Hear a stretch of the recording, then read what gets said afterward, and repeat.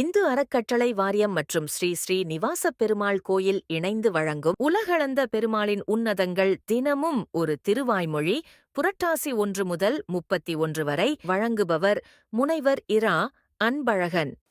அனைவருக்கும் என்னுடைய அன்பான வணக்கத்தை தெரிவித்துக் கொள்ளுகிறேன்.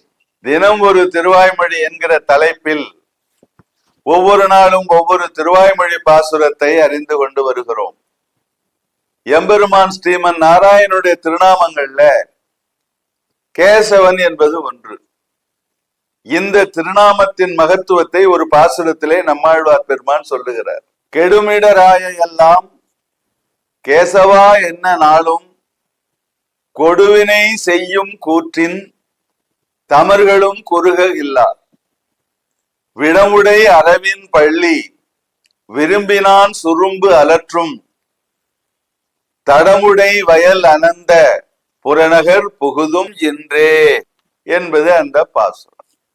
இதுல கெடும் இடராய எல்லாம் கேசவ என்ன அப்படின்னு சொன்னார். கேசவா என்ன இடராய எல்லாம் கெடும் என்பது இதனுடைய பொருள். அதாவது கேசவா என்கிற நாமத்தை நாம் உச்சரித்தால் நம்முடைய துன்பங்கள் எல்லாம் நீங்கும் என்பது பொருள். கேசவா என்கிற இந்த நாமத்திற்கு எப்படி இவ்வளவு மகத்துவம் வந்ததுன்னு கேட்கலாம். கேசிங்கிற அரக்கனை கொன்றதுனால கேசவா என்கிற நாமம் ஏற்பட்டது. அதனால இதற்கு அவ்வளவு பெரிய மகத்துவம் வந்தது என்று சொல்லலாம். கேசவன் கிளேச நாசனன் என்கிற சொற்றொடர் உண்டு. இதுவும் கேசவன் என்கிற நாமத்தினுடைய பெருமையை சொல்லக்கூடிய சொற்றொடர். இடராய எல்லாம் என்றார். நமக்கு வரக்கூடிய துன்பங்கள் எல்லாம் அப்படின்னு பொருள். எல்லாம் என்று சொன்னால் உடல் துன்பம் உள்ள துன்பம் இரண்டும் அதுல அடங்கும். மீண்டும் அந்த எல்லாம்ங்கிறதுக்கு என்னென்ன பொருள் இருக்கிறது என்று யோசித்தால் இதற்கு முன்னாலே நமக்கு ஏற்பட்ட துன்பங்கள், பின்னாலே நமக்கு வர இருக்கிற துன்பங்கள், இவைகள் எல்லாம் கூட இந்த நாமத்தை உச்சரித்த அளவில் நீங்கும் என்பது இதிலே சொல்லப்படுகிற கருத்து. போய பிழையும் புகுதருவான் நின்றனவும்னு ஆண்டாள் சொன்னாங்க. ஒரு நாமத்தை சொன்ன அளவில எல்லாம் நீங்கும்னு சொல்றாரே எப்படி? ஒரு உதாரணம் சொல்றேன். நன்னா அசுரர் நலிய அவதாரம் எடுத்தான் பெருமான். ராவணன் என்கிற அரக்கனை அழிப்பதற்காக வந்தான். இந்த ராவணன் என்கிற ஒரு அரக்கனை அழிக்கும் போது அவனோடு சேர்ந்திருந்த அத்தனை கொடிய அரக்கர்களும் அழிந்து போனார்கள்.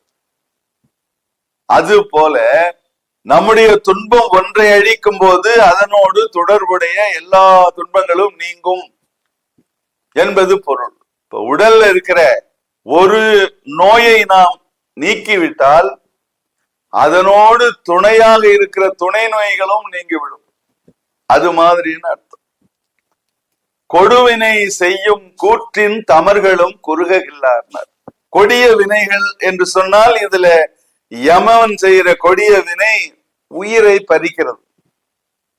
உயிரை பறிக்கும் யமனுடைய தூதர்களும் நம்மை நோக்கி வரமாட்டார்கள் அர்த்தம். அப்படின்னா நல்லதுதான். யம தூதர்கள் நமக்கு வரவே மாட்டாங்களா அப்படின்னு நினைக்க கூடாது. யம தூதர்கள் வரமாட்டார்கள் என்று சொன்னால் யம தூதர்களுக்கு பதிலாக எம்பெருமானே வருவான் என்று பொருள்.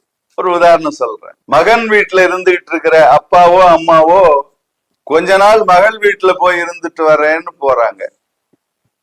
ஒரு 6 மாசம் ஆச்சு. திரும்ப அவங்கள போய் அழைச்சிக்கிட்டு வர்ற மகனே வராரு. வரும்போது இவங்களுக்கு மகிழ்ச்சியா புறப்பட்டு போறாங்க.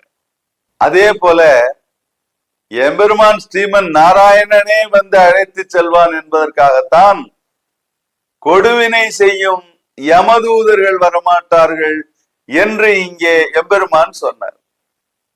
எனவே கேசவன் என்கிற ஒரு திருநாமம் வாழ்க்கையில நமக்கு வர இருக்கிற அத்தனை துன்பங்களையும் நீக்கும் வல்லமை உடையது என்பதை இதன் மூலம் நாம் தெரிந்து கொள்ளுகிறோம்.